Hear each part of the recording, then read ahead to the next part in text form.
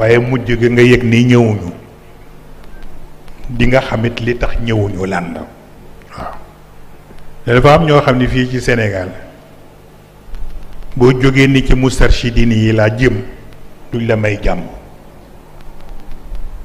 luñ la mën a wax pour décourager la dinañ ko def, mais jaru ko.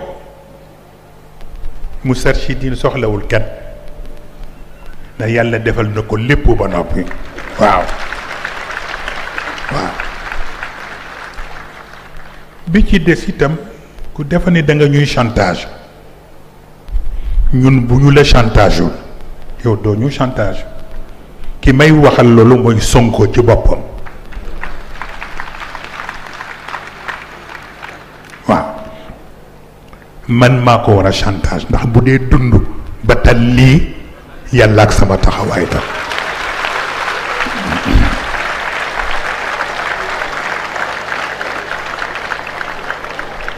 keroog bañ ko jëlee prison mu nekk dans le coma ñu yóbbu ko principal, man mi ma téléphoné professeur Wade, Khalifa Babacar Wade, ni ko taxawul ma Sonko mook Pape Alé Niang parce que ci liquider leen la ñu jëm te ëpp na bàyyi noonu.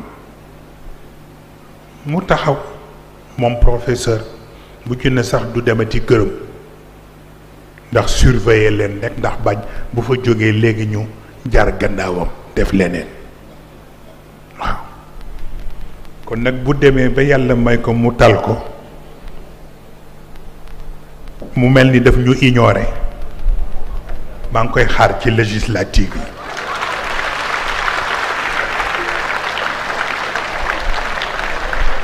kenn rek moo ma jaaxal mooy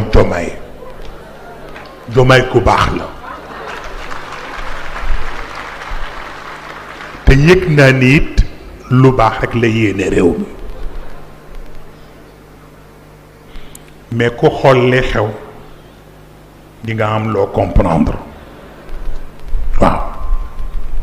mais it yàlla mu ngi fi du fi jóge waaw. na continuer rek am yéeneem bu rafet fa yàllay jaar ba mu réaliser li muy réaliser kooku kenn mënu ci dara waaw. bu ko defee kon li la ciy reeloo moo di tappalekat yi. léeg-léeg nga gis ku téléphoné ni waaw wax leen Serigne Moustapha waaw Sonko dafa am lu ma yóbbante ci moom ma bëggoon na ma recevoir ma ni ma lànk waaw. ma lànk recevoir uma ket waaw ba démb waaw. am na ko fi woote waaw Sonko moo ma yónni woon bu dee doo ma mën recevoir nga boole ma ak capitaine nangam ay dàllam sax kenn séenu ko waaw. bu ko defee comédie yooyu la ñu war a bàyyi. Sénégal changé na te sunu génération bi xëy na mag ñi ñoom ni leen yàlla bindee la leen yàlla bindee mais ñun sunu génération bi